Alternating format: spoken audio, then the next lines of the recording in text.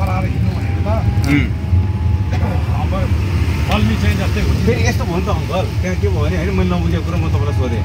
खोला हो त्यो बिचको जुन भाग छ नि छोपेको त्यति चाहिँ खोला होइन रे, अनि त्योबाट मुख निक्ले चाहिँ खोला रे नि त फेरि। अनि त्यसो भन्न मिल्छ त? तलमाथि बनाउनेले नक्सा जस्तो बनाएपछि मिल्छ भने तर त्यो बेला चाहिँ राणाले चाहिँ बनाएको चाहिँ खतरा बनाएको हो क्या, त्यो खास सेफ साइडको लागि बनाएर चाहिँ क्या त्यो ठाउँ खास। त्यस्तो भत्काउनु नहुने थियो क्या। पहिला गएर नेपालको रेखाङ्कन सीमाङ्कनमा गएर नक्सामा खोला छ कि छैन हेर्नुपर्छ। हो त्यो सही कुरा।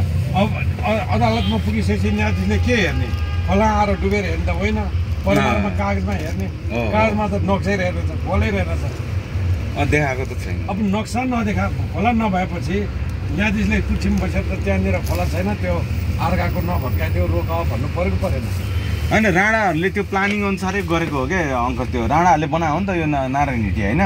नारायण हिटी बनाउँदाखेरि त्यहाँबाट राणाहरूले बनाएको होइन होला, कसले बनाएको? त्यो ढकर्मीहरूले बनाएको। अङ्कल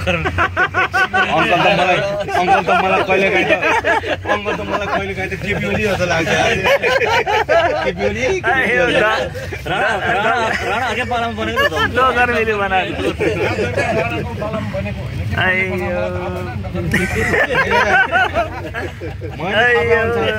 कमेडी गर्ने यार अङ्कलले पनि है।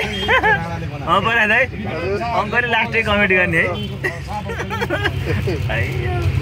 शाहवंशी त शाहवंशी थियो नि त अङ्कल राणाको पालामा पनि। केपी ओली जस्तै लाग्छ अरे फेरि उहाँलाई। नेट छैन तपाईँसँग? मसँग डाटा छैन कि।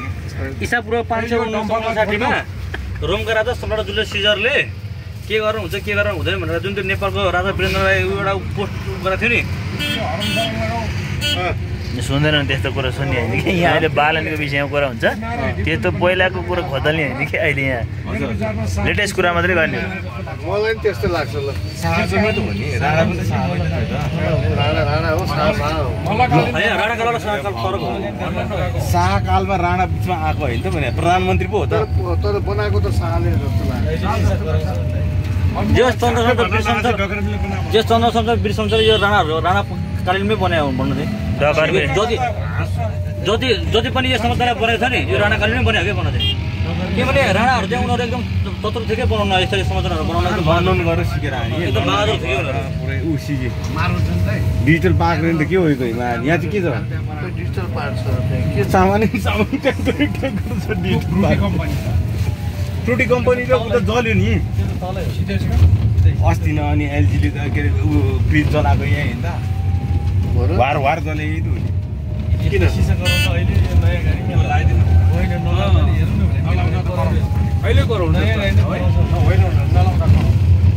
होइन गाडी पनि प्लेन जस्तो छ त हो टायर बुढो प्लेनको जस्तो आउँछ त है।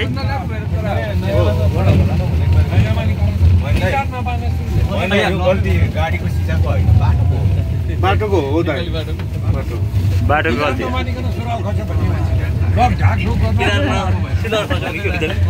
खुस्किन्छ किन नभनेपछि खुसिँदैन नि त। बहादुर भवन यिनीहरू अरू भवन चाहिँ राणाको हो होइन। हजुर हजुर हजुर। राज दरबार भन्ने जुन नारायणी दरबार चाहिँ हजुर कि यो मल्लले बनायो मल्ल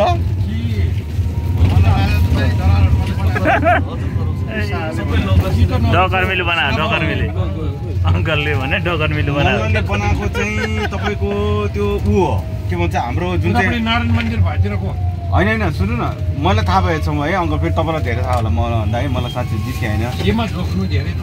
मलाई चाहिँ ऊ त्यो हाम्रो बसन्तपुर चाहिँ मल्लले बनायो। रानी पोखरी पनि हो। रानी पोखरी पनि हो प्रताप मल्लले बनायो छोराको लागि होइन। मल्लकालीन बेलामा बनायो कि मल्लले जस मल्लले बनायो होइन। प्रताप मल्लले नै हो क्या। प्रताप मल्ल त लास्ट प्रचण्डले के बनायो? प्रचण्डले ऊ बनायो आफ्नो घर बनायो।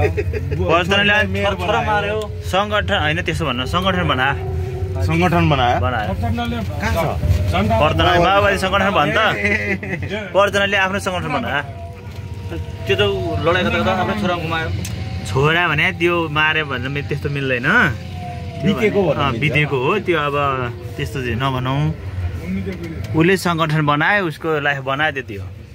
मोटो भयो पहिला दुब्लो थियो अहिले मोटो पहिला हाती छाप चप्पल लाउँथ्यो अहिले त कहाँ कति करोडको त कति लाख हो करोडको त्यो त केपी ओलीले होइन त्यसले पनि ए, अँ।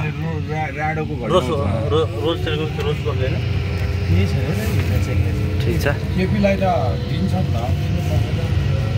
केपी त बिचरा छोरो पनि छैन छोरी पनि छैन पैसा पनि चाहिँदैन भन्छ तर खै कहाँबाट बटुल्छ अनि घडी पनि बजार जान्छ। घडी चस्मै त्यस्तो लाउँछ उसले चस्मै अर्कोको हुन्छ चस्मै एक्सरे मेसिन जस्तो छ अरे अनि चस्मा हजुर सबै थोक देख्ने के चस्मा त्यो के अरे वीरेन्द्रको कान्छो भाइको नाम के अरे धीरेन्द्रको जस्तो धीरेन्द्र त्रिभुवन पार्कतिर जानु। चस्मा लगाएपछि सबै देख्ने त्यसले एक्सरे मेसिन ए यातायात चस्मा त्यो टाइपको मोटिभेट